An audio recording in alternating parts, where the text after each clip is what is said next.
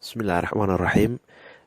Daawadayaal kusoo dhawaada barnaamijkeenii oonu kaga hadlayno qeybtii labaad faa'iidada ay leedahay liinta. Waxaan qeybtii hore kaga soo hadalnay liinta iyo faa'iidooyinka ay leedahay iyo waxtarkeeda ayaan kaga soo hadalnay.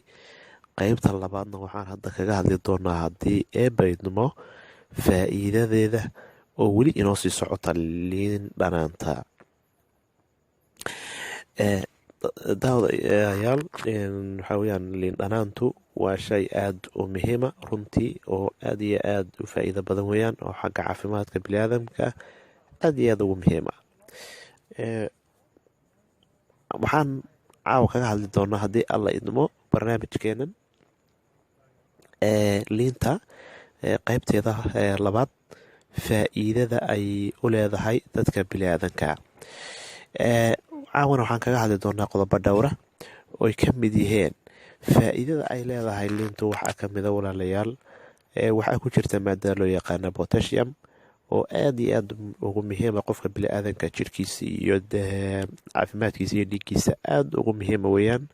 Waxaa kaloo ku jirta walaalayaal vitamin, waxaa laga helaa c, vitamin a, labadaba waa laga helaa oo aad iyo aad ugu muhiima qofka biniaadanka caafimaadkiisa.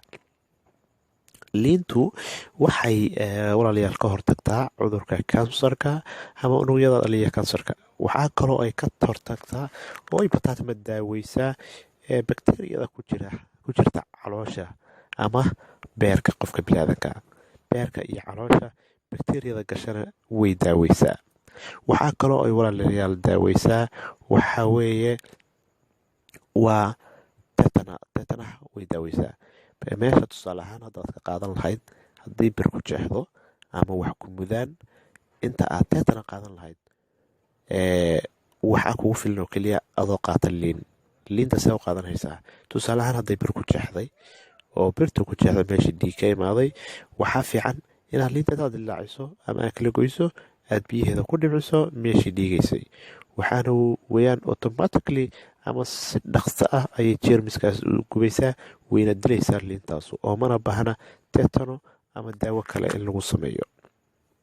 Waxay leedahay aashita aad u awood badan oo gubahaya bakteriyada oo dhan, hadday tahay mid guda ku jira iyo hadday tahay mid banaanka ka muuqataba. Bakteriyadu inkastoon la arkaynin oo banaanteeda la arag, laakiin waxa weye waa mid liintu ay gubayso meel kastoo ay ku taalo oo hadday gaadho liintu. Liin dhanaantu walaalayaal waxaa kaloo ay daawo u tahay cudurka loo yaqaano gaaska ama gastriga ayay daawo u tahay.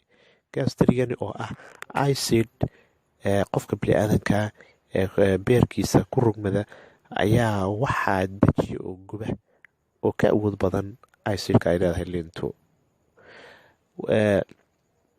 Waxaa kaloo walaalayaal ay aad ugu muhiim tahay xagga liintu ay aad u muhiim ugu tahay, waxaa weeye xagga xanuunka hargabka qofka biniaadanka sanboorka qaba. Waxaa kaloo ay daawo u tahay qofka neefta qaba. waxaa kaloo ay daawo u tahay dheefshiidyada ama digestive systemka waxa la yaqaano dadku cuno mareenada ama habka cuno socodsiinka ayaa aad ugu muhiim u tahay oo iyadana qeyb weyn ka qaadataa. Waxaa weeye qofka biniaadanka marka uu gamcaha dhaqanayo oo jeermis uu gamcaha ka dhaqanayo oo kale, waxaa fiican inuu qaato liinta. Meesha uu qaadan lahaa saabuun ama dambas ama ciid uu gamcihiisa ku xoqi lahaa, hadduu helayo waxaa ugu fiican oo ugu muhiimsan inuu liinta ku farxasho. Liintu waxay dilaysaa bakteriyada, waxay dilaysaa oo kale wax kasta oo nadaafada ayay aad muhiim ugu tahay. Waana bahal aad iyo aad u muhiima oo runtii waxaa weyaan dadka biniaadanku aynan saaba usii ogaanin, laakiin faa'iidooyin badan leh. Waxay aad walaalayaal ugu muhiim tahay caafimaadka qofka biniaadanka dhan walba loo isticmaalo. Waa wax aan lahayn overdose, waxaa la dhaho malaha dhoos, micnaha maaragtay waad iska badisay iyo waad iska yaraysay malaha. liintu intaas ka isticmaashaba waa aad bay muhiim ugu tahay.